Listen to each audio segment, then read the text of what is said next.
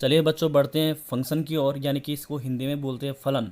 ठीक है, तो बात करते हैं फलन की कि फलन क्या होता है बच्चों। इसकी डेफिनेशन आपको दिखाई दे रही होगी यहाँ पे। ये function F from a set A to a set B. ठीक है, यानी कि जो हमारे पास जो हमने फंक्शन दिखाना है वो क्या दिखाना है, सेट ए और बी आपके पास गिवन है, ए से बी की ओर, ये ए से बी में। ठीक है, associate each element of set ए। ठीक है, एसोसिएट है ईच एलिमेंट ऑफ सेट ए, यानी कि सेट ए का हर एलिमेंट एसोसिएट है किससे, to a unique element of set B. ठीक है, सेट बी के यूनिक एलिमेंट से, समझ में बात आए। उसको लिखने का तरीका बच्चों ये होता है कि F such that A to B, और या ए एरो बी और उसके ऊपर एरो के ऊपर आप लिख सकते हैं एफ। जिसको लिखने का नोटेशन ये है। अब बच्चों जो डेफिनेशन है उसके अकॉर्डिंग फंक्शन यानी जो फलन मैंने आपको बताया उसको और हम रिफाइन करते हैं। यहाँ पे आपको दिखाई दे रहे होंगे, यहाँ पे 4 एरो डायग्राम दिख रहे होंगे आपको, 1 2 3 4। तो बच्चों यहाँ पे जो डेफिनेशन है उसके अकॉर्डिंग ये है कि अगर आपके पास ए के एलिमेंट, दो सेट है ए और बी, उसके एलिमेंट क्या है, ए के 1 2 3 4 और बी के हैं ए बी सी डी। तो यहाँ पे बोला है each element of set A to a unique element of set B के साथ क्या होना चाहिए, एसोसिएट होना चाहिए। यानी कि यहाँ पे जो एलिमेंट है वो यहाँ पे क्या होगा, ईच एलिमेंट।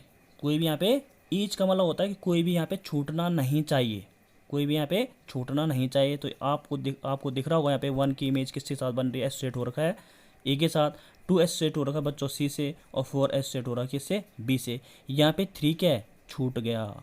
ठीक है, तो जो फंक्शन की पहली कंडीशन होती है, पहली शर्त होती है कि इस वाले सेट में कोई भी एलिमेंट नहीं छूटना चाहिए। तो आप यहाँ पे लिख सकते हो कि हेयर अ 3 बिलोंग कर रहा है किसको, ए को, and it is not associate to any element of B. यानी कि जो 3 है, हिंदी में लिख सकते हो आपकी जो 3 है वो क्या कर रहा है, बिलोंग कर रहा है किसको, ए को, लेकिन जो 3 है उसकी कोई, वो किसी भी एलिमेंट के साथ एसोसिएट नहीं है, यानी कि उसकी कोई भी प्रतिबिंब नहीं बन रहा है बी के किसी भी एलिमेंट के साथ। ठीक है, तो इसका मतलब ये फंक्शन क्या होगा, नहीं होगा। दूसरा देखते हैं बच्चों कि यहाँ पे भी सेम मैंने बता रखा आपको, इसको मैं F2 से शो कर रहा हूँ। इसके एलिमेंट है सेट ए के 1 2 3 4, बी के भी ए बी सी डी है। यहाँ पे देखिए पहला जो A1 है उसका एसोसिएट हो रहा है किससे, ए से बी। यूनिकनेस आप दिख रहा होगा आपको, 2 का बी के साथ, 3 का सी के साथ, एक मैपिंग बन रही है 4 की डी के साथ बन रही है। तो इसका मतलब क्या हुआ, यहाँ पे कोई एलिमेंट, सबसे पहली कंडीशन की यहाँ पे ईच एलिमेंट बोला, तो ठीक है ईच एलिमेंट होने हर एलिमेंट है, मैं कोई छोटा तो नहीं, तो उसकी एक मैपिंग बनी, एसोसिएट हुआ वो एलिमेंट ऑफ बी के, बी सेट के। तो इसका मतलब ये क्या होगा, फंक्शन होगा। ठीक है, तो ये लिखोगे yes it will be a function because every element of set A has a unique image in set B. ठीक है, तो ये क्या होगा आपका, मैंने टिक लगा लिया, यहाँ पे फंक्शन होगा। थर्ड में देख लीजिए आप, देखो यहाँ पे देखिए 1 की किसके साथ बन रही है, ए के साथ, 2 की किसके साथ बन रही है, बी के साथ, 3 की भी किसके साथ बन रही है, बी के साथ, 4 की किसके साथ बन रही है, सी, और 4 की किसके साथ बन रही है, डी। बच्चों यहाँ तक तो ठीक है, लेकिन एक एलिमेंट यहाँ पे ऐसा है 4 जिसकी क्या हो रही है, दो दो इमेज बन रही है, जबकि उसने बोला यहाँ पे यूनिक इमेज या unique element of set B, यानी कि जो सेट बी के साथ हमने क्या दिखाना है, यूनिकनेस दिखाना है। एसोसिएट अगर जो होगा यहाँ का एलिमेंट जो इसका एसोसिएट होगा तो वहाँ पे क्या होगा, 4 का, ये तो सी के साथ होना चाहिए, ये तो 4 डी के साथ होना चाहिए, तो यहाँ पे ये फंक्शन नहीं होगा, ध्यान देना।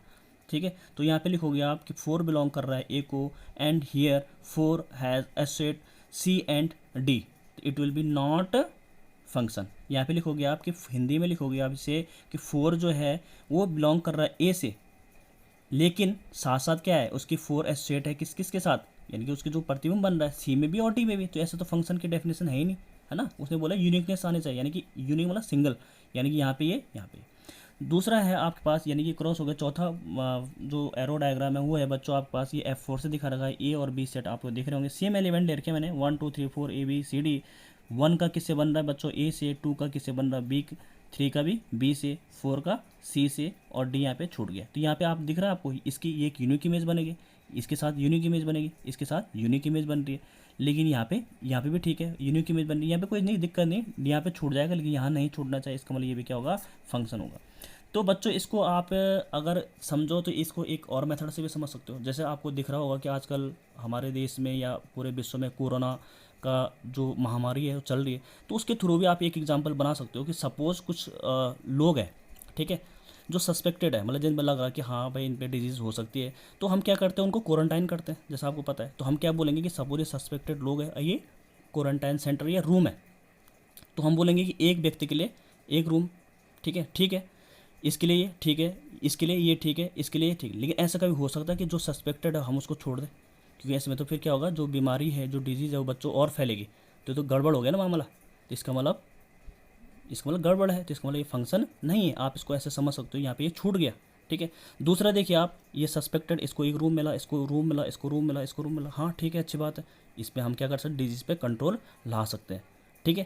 थर्ड देख लीजिए आप, इसको एक रूम मिला, इसको एक रूम मिला, इसको एक रूम मिला, ये चल सकता है क्योंकि क्वारंटाइन सस्पेक्टेड है, वो बीमार पॉजिटिव नहीं है अभी। ठीक है, वो सस्पेक्टेड है, वो यहाँ रह सकता है, यानी कि दो लोग एक रूम में रह सकते हैं। लेकिन कभी ऐसा पॉसिबल है कि एक ही व्यक्ति जो है दो दो रूम में रह रहा हो? ये तो सी में रहेगा, ये तो फिर डी में रहेगा, तो ये तो गड़बड़ हो गई बच्चों। तो यहाँ पे हम बोल सकते हैं कि ये भी फंक्शन नहीं होगा। ठीक है। आप ऐसा एग्जाम्पल बना सकते हो खुद भी। जैसे यहाँ पे ये व्यक्ति है और ये रूम है, सपोज यहाँ रह रहा हो। ठीक है। इसको हमने यहाँ क्वारंटाइन किया है, इसको यहाँ किया, इसको यहाँ किया, इसको यहाँ किया। ठीक है। मैंने बोला ना, दो व्यक्ति एक रूम में रह सकते हैं, लेकिन डी रूम छूट गए, कोई दिक्कत नहीं भाई। यहाँ पे सस्पेक्टेड लोग नहीं छूटने चाहिए ना, नहीं तो फिर डिजीज फैलेगी।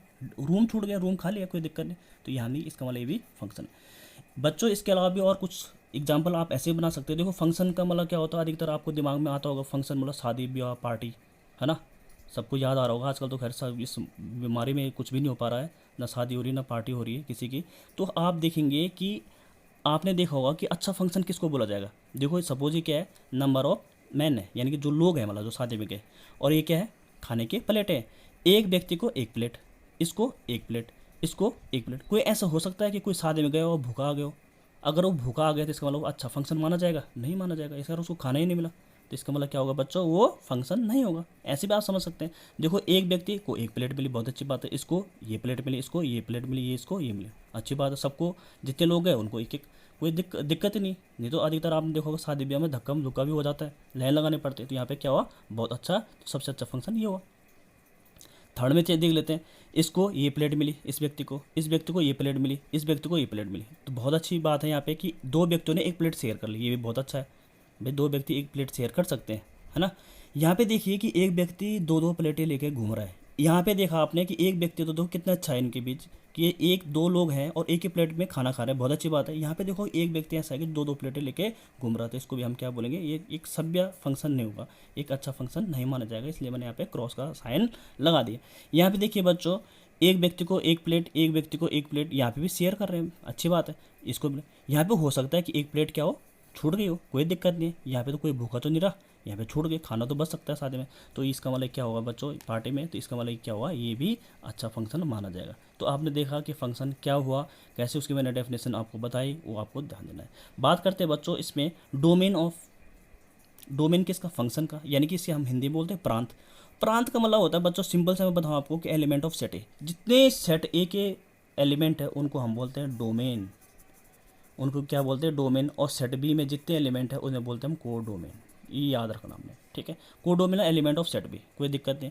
रेंज एफ, यानी रेंज कैसे निकल, रेंज का मतलब होता है जिनकी मैपिंग बन रही है, जिनकी मैपिंग हो रही है सेट ए से लेकर सेट बी में, जो एसोसिएट हो रहे हैं सेट ए के एलिमेंट, जो सेट ए के एलिमेंट है वो एसोसिएट हो रहे हैं किससे, सेट बी से। और जिन जिन एलिमेंट के साथ वो क्या हो रहे हैं, एसोसिएट हो रहे हैं, इसका मतलब वो क्या कहलाएगा, आपका रेंज कहलाएगा। जैसे देखो बच्चों यहाँ पे क्या है, ये डोमेन है, ये कोडोमेन है। रेंज क्या है, इनकी मैपिंग बन, यानी कि ये खुद अपने आप में क्या बन जाएगा, ए बी सी डी क्या बन जाएगा, रेंज बन जाएगा। लेकिन यहाँ पे देखो आप, यहाँ पे इसकी मैपिंग बनी, ये मैपिंग बनी, लेकिन यहाँ पे क्या डी छूट गया, तो इसका मतलब सिर्फ इस वाले उसके लिए उस फलन के लिए रेंज क्या निकलेगी, यहाँ पे देखो सिर्फ इस वाले के लिए बता रहा हूँ मैं, रेंज निकलेगी ए बी सी, इसके लिए बनेगी क्या, ए बी सी। क्यों, डी छूट गया, डी की मैपिंग ही नहीं हुई कोई, है ना। तो डी जो छूटेगा यहाँ पे बी वाले सेट में, कोडोमेन में, वो क्या कहलाएगा, इसका मतलब वो रेंज नहीं कहलाएगा, जिसपे मैपिंग बनी है वही रेंज कहलाएगा। तो होप कि बच्चों आपको क्लियर होगा।